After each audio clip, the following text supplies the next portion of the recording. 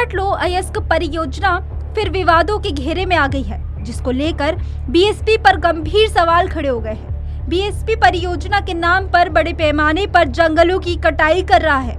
धड़ल्ले से हजारों पेड़ों की बलि चढ़ा दी गई है, जिसको देखने और सुनने वाला कोई नहीं है और अधिकारियों को इसकी भनक तक नहीं लगी।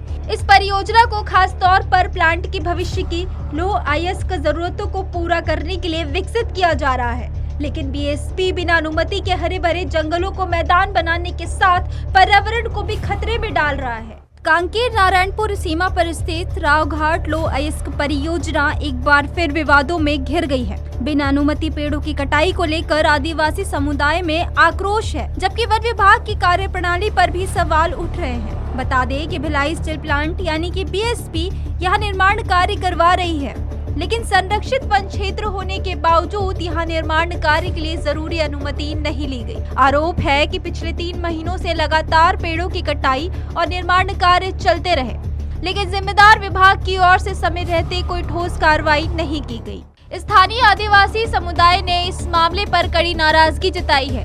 उनका कहना है कि पेड़ों की कटाई से न सिर्फ पर्यावरण को नुकसान हो रहा है, बल्कि उनकी रोजी रोटी पर भी असर पड़ रहा है। इसके साथ ही उनका आरोप है कि यहाँ वन विभाग के अधिकारी और कर्मचारी तैनात होने के बावजूद कोई कार्रवाई नहीं की गई।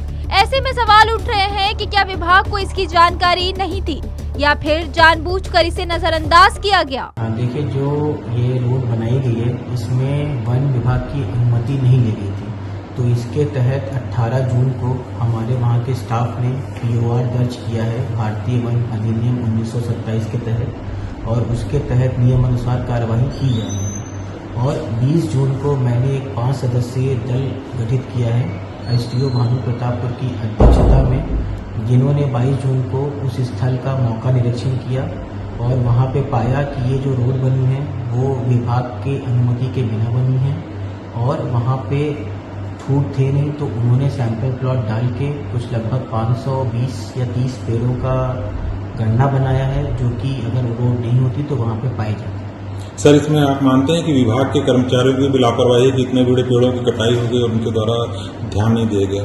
हाँ, जैसे कि इसमें हमने जो भी हमारे मैदानी अमला होते हैं, जैसे वन रक्षक हो गए, हमारे परिक्षेत्र सहायक हो गए, उनकी ये लापरवाही है कि उन्होंने ध्यान नहीं दिया और ये रोड बन गई, तो हमने उनके खिलाफ भी अनुशासनात्मक कार्रवाई की है और वहाँ के जो रेंजर साहब हैं और जो SDO साहब हैं उनको भी हमने शो कॉज नोटिस जारी किया है और उनसे जवाब मांगा है। वन विभाग का कहना है कि मामले की जांच शुरू कर दी गई है और जांच पूरी होने के बाद दोषियों पर सख्त कार्रवाई की जाएगी।